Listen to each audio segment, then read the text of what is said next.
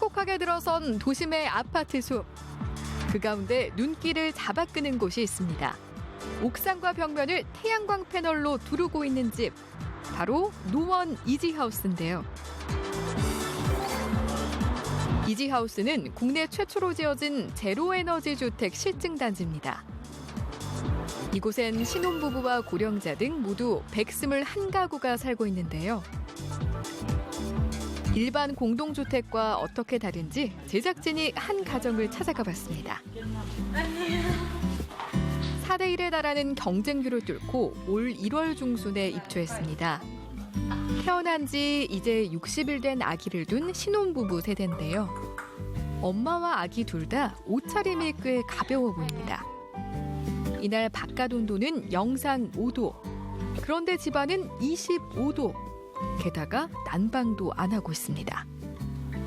보통 이 정도 맞춰놓으시는 거예요? 지금은 좀 낮은 편이고 한낮에는 막 27도, 28도 이렇게까지 올라가고 있고. 난방 안 해도요? 네, 난방 안 해도. 그래서 오히려 침실 같은 데는 너무 더워가지고 블라인드를 내리고 있거든요. 난방 아예 안 하고 있어요. 밤에도 24도, 3도 이렇게 유지가 되더라고요. 이 집의 난방 에너지 사용을 확인해 봤습니다. 실시간 사용량은 제로. 일별 사용량도 거의 제로입니다. 이날이 이렇게 비 온 날이네. 네, 비 와가지고 햇빛이 잘 안 들었었거든요. 거실과 방 2개인 이 집 크기는 39제곱미터. 햄스라는 홈 에너지 관리 시스템을 통해 난방뿐 아니라 전기 사용도 효율적으로 관리할 수 있습니다. 현재 내가 얼마를 쓰고 있는지, 오늘 하루는 얼마를 썼는지, 게다가 불필요한 전기 낭비를 막아주는 차단 기능도 있습니다. 이제 가전제품 일정 시간에 안 쓰는 상태면은 알아서 전기가 차단되도록 해주는 거고. 과연 이 집엔 어떤 비밀이 숨겨져 있는 걸까요? 2013년 국토교통부 주거환경연구사업으로 추진된 노원 이지하우스는 서울시와 노원구, 명지대 산학협력단이 참여해 연구와 설계를 거쳐 2015년 공사를 시작했습니다. 2년의 공사 기간을 거쳐 작년 10월 그 모습을 드러냈습니다. 작년 12월에 열린 오픈 행사에는 문재인 대통령도 참석할 정도로 뜨거운 관심을 모았습니다. 요즘 햇빛이 여기까지 깊숙하게 들어오네요. 네, 굉장히 많이 들어와서. 입주 세대 방문과 더불어 문 대통령은 단지 내 홍보관에 전시된 다양한 에너지 절약 건축 자재들을 둘러봤습니다. 국내 첫 제로에너지 주택에 적용된 국내 기술과 성공적인 출발을 격려하기도 했습니다.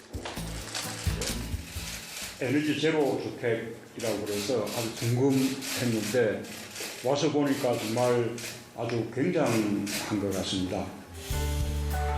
이 주택단지엔 무려 11개 분야 79가지 기술이 적용됐는데 이 중에는 국내 최초로 적용된 기술도 31개 항목에 이를 정도입니다. 건축물 스스로 에너지를 절약할 수 있도록 설계가 돼 있다고 보면 됩니다. 제로에너지 하우스는 패시브와 액티브 기술이 결합된 집입니다.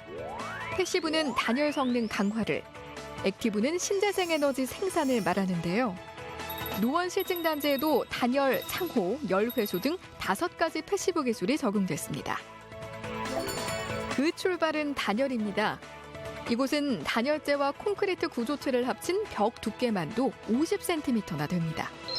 게다가 기존 건축물과는 달리 외단열로 시공을 했습니다. 벽뿐만 아니라 현관문 또한 압축 진공 단열재를 사용한 단열문입니다. 외기의 온도에 사실 크게 구애받지 않고 내 실내에서 발생하는 열을 이렇게 담기 위한 그릇을 만드는 거고요.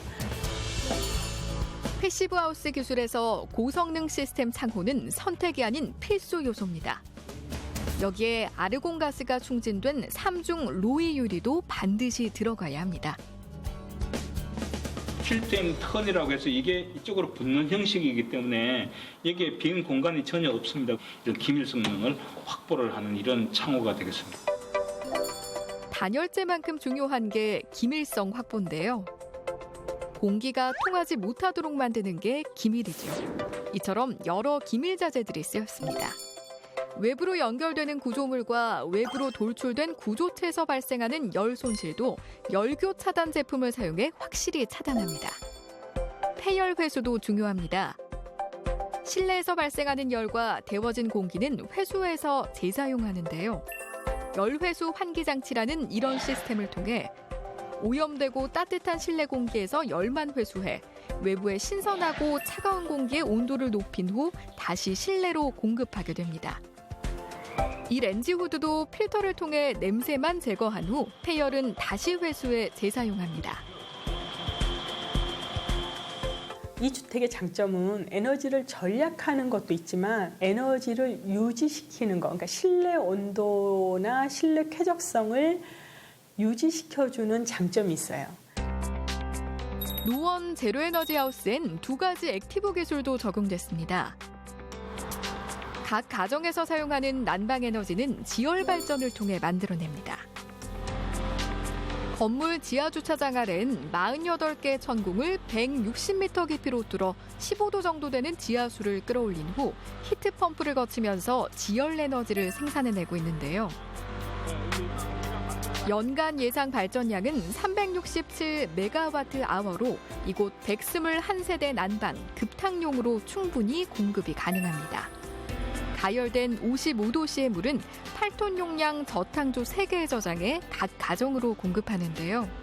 난방과 온수를 단일 배관으로 공급하는 만큼 여러 장점이 있습니다. 통합 배관이라고 해가지고 온수가 하나로 가가지고 급탕용하고 난방용하고 열 교환을 해가지고 따로 쓰게 되니까 결국은 이제 물이 지나가면서 마찰에 의한 에너지로 줄어들고 그다음에 환경도 두 개라는 것이 하나로 줄어들었으니까 시공비도 줄어들고 여러 가지 유리한 점이 있죠. 태양광 발전도 큰 자랑거리입니다. 태양광 전지판 1284장으로 생산해낸 에너지는 냉방, 난방, 급탕, 조명, 환기로 불리는 5대 에너지에 사용됩니다. 이제 제로 에너지 실증 단지를 이렇게 설계를 할 때 5대 에너지를 태양광 모듈로 공급을 한다는 원칙에 의해서 이제 그 정도만 충분하게 공급하도록 되어 있습니다. 제로에너지 주택 실증단지 건설에서 연구단장을 맡았던 이명주 교수. 이곳 체험주택에서 한국형 제로에너지 하우스를 만들기 위한 연구를 계속 이어가고 있습니다. 제로에너지 주택을 짓는 게 비싸다고 망설이지 말고 이런 주택을 짓는 거는 하자 비용도 줄일 수 있을 뿐만 아니라 국가가 의료보험으로 나가야 되는 돈까지도 우리가 줄일 수 있는 굉장히 좋은 주택이다라는 것을 알리고 그렇게 알림으로써 더 이 제로에너지 주택을 빨리 보급하고 촉진시키기 위해서 이제 이런 연구가 필요한 거죠. 봄에도 눈이 내릴 정도로 춥고 첩첩이 높은 산이 자리한 이곳 강원도 홍천에도 제로에너지 하우스가 있습니다. 놀랍게도 개인이 지은 집인데요.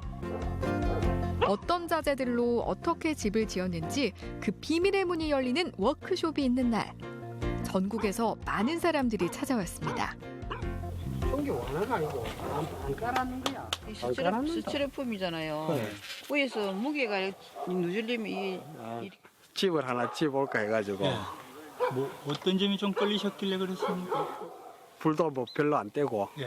따뜻하고 그런 데서 어쨌든 돈 딱 작게 들이면서 예. 좋은 집 지은 정답이네 한번 따라왔어요. 자신만만하게 이름 지은 살둔 제로에너지 하우스. 이 집엔 어떤 비밀이 숨겨져 있는 걸까요? 추운 날씨에도 불구하고 이날 열린 워크숍엔 서울, 경남 등 전국에서 20명이 참석했습니다. 멀리 강원도 홍천까지 찾아올 정도로 이들이 제로에너지 주택에 관심을 갖게 된 이유도 다양합니다. 친환경적이고 또 건강에 좋은 집이 어떤 건가 하다가 그 전에도 제로 에너지에 대한 관심이 많았었는데 꼭 이 집은 한번 와보고 싶었습니다. 제로에너지 하우스 짓기 1일 워크숍이 시작됐습니다. 우선 살둔 제로에너지 하우스 소개를 시작으로 에너지 절약 주택의 장점과 필수 요소, 그리고 이곳 주택 시공 비법까지 이어집니다.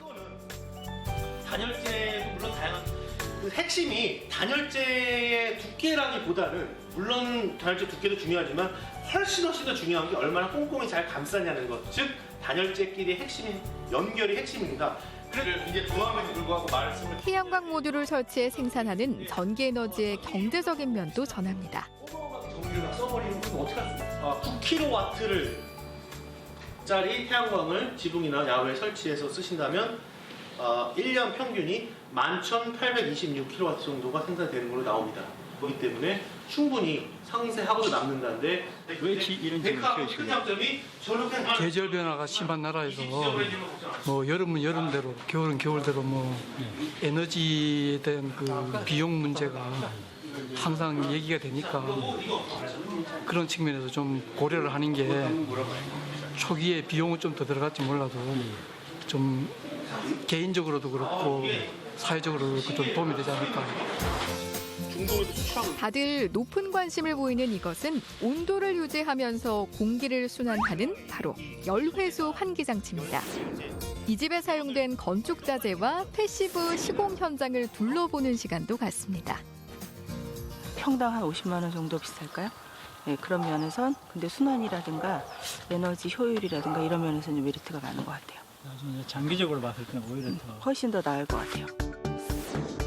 이 집은 공정이 쉽고 견고한 SIP 공법을 사용해 지었습니다. 일반적으로 알고 있는 기초공사는 같지만 골조부터 패널 부착까지 열교가 적은 단열 패널을 사용했는데요.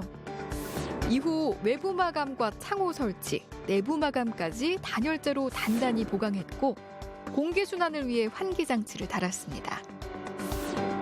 겉보기엔 일반 주택과 비슷해 보이지만 다양한 에너지 절약 기술을 적용한 살둔 제로에너지 하우스. 한 15년 동안 연구를 했죠. 그러니까 이게 이 집을 이제 다른 사람들이 쉽게 못 짓는 이유가 거기 있어요. 그렇게 간단한 일이 아니에요. 집 외경을 먼저 보자면 남향을 향한 긴 직사각형 구조인데요. 주방과 거실, 서재와 침실이 일렬로 돼 있고 복도를 앞면에 배치해 해를 오랫동안 받을 수 있습니다. 그래서일까요? 집안 온도는 23도씨를 웃도는데요. 바로 천장과 벽을 40cm가 넘을 정도로 두껍게 한 것도 단열 유지의 비결입니다. 구조용 단열 패널을 중심으로 6중의 벽 구조로 이루어졌습니다. 그리고 창문 밖엔 나무로 된 덧문을 달았는데요. 또 이 집의 모든 문과 창문 역시 시스템 창호와 3중 로이 유리를 사용해 보온 효과를 높였습니다. 반드시 시스템 창호로 해야 돼요. 보통 창호는 이렇게 옆으로 열고 닫고 하게 돼 있잖아요. 그거는 빈틈이 하도 많아가지고 공기가 막 새거든요. 열을 빼앗기지 않도록 설계한 덕분에 겨우내 이곳 집안의 온도는 평균 20도. 실제로 이날 바깥과 실내 온도의 차이는 20도 이상 됩니다. 공사 당시 바닥 난방을 설치해놨지만 한 번도 사용한 적이 없다는데요.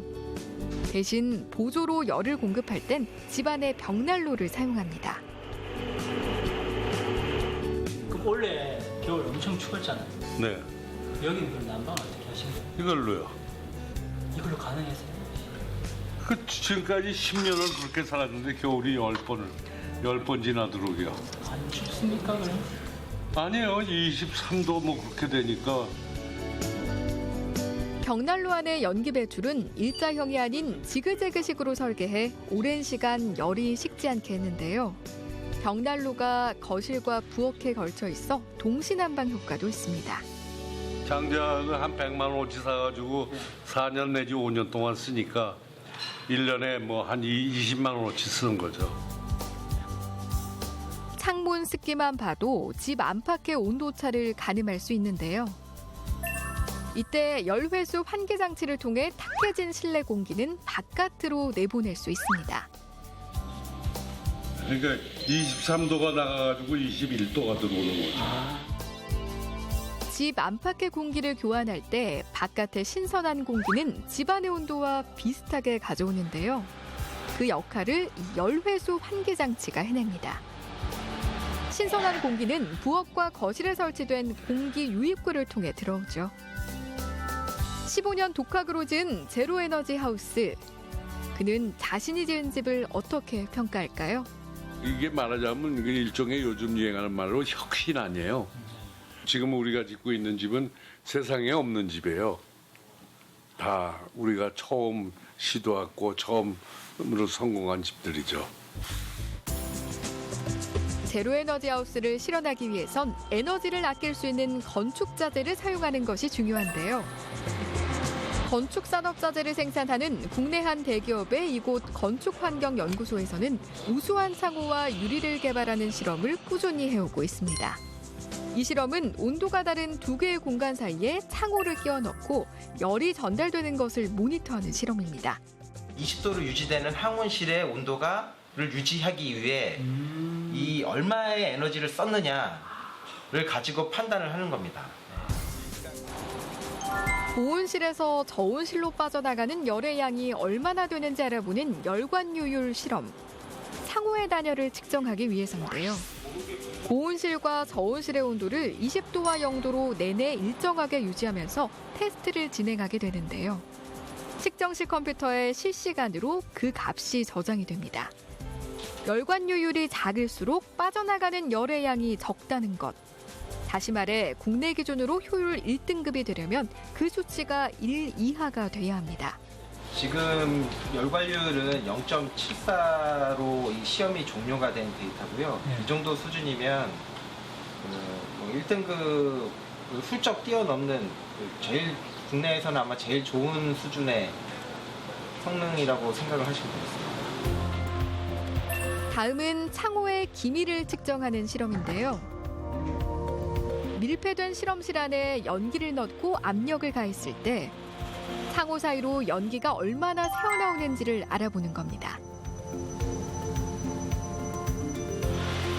총 4단계로 나눠서 압력을 높이거나 줄이면서 기밀 실험을 하는데요. 실내 연기가 빠져나온다는 건 창호의 기밀이 낮다는 것을 의미합니다. 연기가 새어나오는 걸 토대로 창호의 어느 부분에 기밀이 낮은지 그 부분을 측정하는 건데요. 그만큼 요즘은 에너지 절감을 위해 창호의 역할이 커졌습니다. 최근 들어서는 이제 단열, 그다음에 기밀 이 두 가지가 창호 에너지 효율 등급 취득과 관련해서 좀 많이 늘어나고 있고요. 특히나 기밀이나 수밀 내풍화 같은 경우에는 창호의 어떤 필수적인 성능이기 때문에 저희가 많은 실험을 하고 있습니다. 이런 실험을 통해 개발된 에너지 절약 건축 자재들이 한자리에 전시돼 있는데요. 특히 단열과 기밀을 높여주는 시스템 창호가 크게 주목받고 있습니다. 그중에서도 에너지 절약형 유리로 불리는 3중 로이 유리가 눈에 띄는데요. 3중 로이 유리의 열 차단 성능은 단연 우수합니다. 로이 유리라는 게 그 유리 표면에다가 그 금속 물질을 나노 수준으로 코팅을 해요. 예, 그래가지고 열이 밖으로 빠져나가지 못하게 막아주는 역할을 하고. 이곳 연구센터 1층엔 실험용 제로에너지 주택도 마련되어 있습니다. 일반 가정집과 똑같이 만들어져 있는데요. 시스템 단창입니다. 고전하다. 고성능 시스템 창호와 3중 로이 유리, 지열 시스템을 이용한 난방까지 7가지 요소가 적용된 제로에너지 하우스입니다. 실내외 곳곳에 센서를 부착해 24시간 모니터하고 있습니다. 에너지 세이빙 자재를 개발하는데 필요한 부분들을 이제 찾아내서 내고 또 그걸 통해서 또 업그레이드된 자재를 개발하는 쪽으로 이제 활용을 하게끔 된 거죠. 2개 층에 설치된 100여 개의 센서를 통해 전달되는 단열, 창호, 이중 회피 등 6가지 요소 기술 데이터는 초단위로 이곳 컴퓨터에 저장이 되는데요. 이렇게 수집된 빅데이터는 에너지 세이빙 자재를 연구하고 개발하는 데 활용되고 있습니다. 지금 정부에서 그 에너지 절감 로드맵으로 발표한 거를 보면은 2017년에 패시브 하우스, 2025년은 제로에너지 하우스라고 로드맵을 제시한 게 있어요. 저희도 거기에 맞춰가지고 계속 제품들을 성능을 계속 업그레이드 시켜 나가고 있는 상황이죠. 정부는 2025년까지 공공과 민간 건물에 제로에너지 빌딩 건축을 의무화했는데요. 저탄소 녹색 성장의 선도기관인 한국에너지공단 역시 울산 신사옥을 에너지 제로 빌딩으로 짓고 있습니다. 그래서 이제 2020년부터는 기본적으로 5등급 이상을 이제 만족을 해야 되는 상황이기 때문에 좀 운항 같은 경우는 물론 이제 기관의 특성도 있고 그다음에 이제 그런 제도를 이제 보급 장려하는 기관이기 때문에 선도적으로 좀 반영을 하게 됐고요. 축구장 3개를 합친 면적에 지상 8층, 지하 3층으로 짓는 신사옥은 제로에너지 건축물 예비 인증을 받은 국내 업무 시설 중 최대 규모를 자랑하는데요. 그만큼 비용 부담도 큽니다. 아무래도 일반 건축물보다는요. 그런 에너지 절약 기술들이 접목이 되다 보니까 시공도 좀 까다롭고 공사비도 좀 증대가 된다고 볼 수 있습니다. 내년 2월 준공 예정인 에너지공단 울산 신사옥. 건축물 에너지 효율 1++ 등급을 받았을 정도로 에너지 자립률이 20% 이상 달하는데요. 각 층마다 천장에 가로볼을 없앤 무량판 구조의 방식 역시 냉 난방비를 절감할 수 있게 만든 건축 설계입니다. 어떻게 보면 패시브적인 요소로 저희들이 반영이 된 건물입니다. 이렇게 층간을 50cm 낮추는 건 물론 3중 로이 유리 고성능 시스템 창호와 외부 전동차양을 설치해 냉난방 부하를 최소화하도록 설계했습니다. 설계 단계에서부터 매스 면적이라든가 창호 면적, 그다음에 이제 층간 폭 이런 것들을 최소한으로 조정을 해가지고 건물의 냉난방 부하를 최소화할 수 있게끔 설계를 했고. 이번엔 지하 2층 주차장으로 가볼까요? 마무리 공사가 한창 진행 중인 지하 주차장. 이곳에선 위로 올라가는 냉기를 막기 위해 천장 전면에 10cm로 압축시킨 고성능 단열재를 이중으로 부착했는데요. 그만큼 에너지 효율도 증가합니다. 그리고 지금 이 단열재가 2겹으로 시공이 돼 있고요. 그리고 이제 저희들이 그 기밀성을 더 확보하기 위해서 저런 조인트 부분에도 다 좀 처리를 해서 여기서 냉기가 올라가지 못하게 차단을 해주는 역할을 합니다. 또 패시브 쿨링 수법의 하나인 쿨튜브를 지하에 설치해 냉방에 활용합니다. 1층부터 지하 3층에 걸쳐 만들어진 넓은 지하 공간. 이곳이 바로 쿨튜브인데요. 여름철 외부 더운 공기를 이곳으로 통과시켜 낮은 온도를 이용해 냉기를 넣는 구조물입니다. 신선한 공기가 한 3, 4도 정도 더 낮추어서 공급을 하면 아무래도 그만큼의 에너지 절감을 할 수 있는 그런 효과를 발휘할 수 있는 구조물입니다. 전기와 열에너지 생산을 위해 건물 외벽과 옥상에 태양열과 태양광 시스템을 설치하게 됩니다.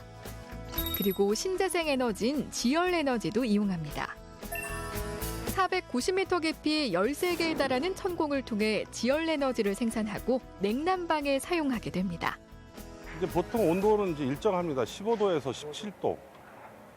저 바깥에 여름에 한 35도일 때는 15도, 16도 온도로 이제 여기서 냉방을 주로 하고요. 바깥에 영하로 떨어졌을 때도 이 15도로 들어가서 열경기를 통해서 이제 난방을 하기 때문에 거진.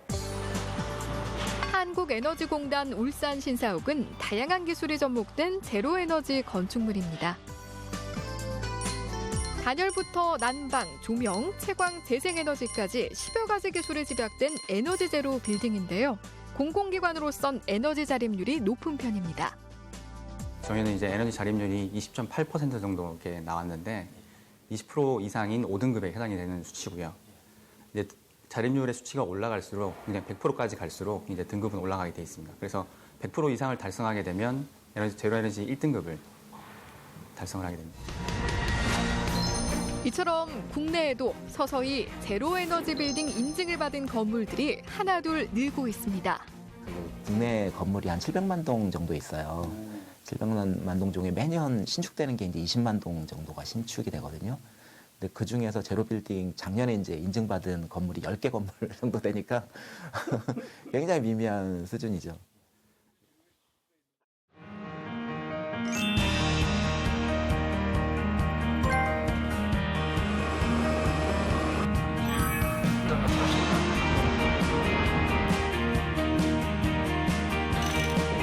점프하는 걸 좋아해가지고 여자 기관장이 되고 싶어요.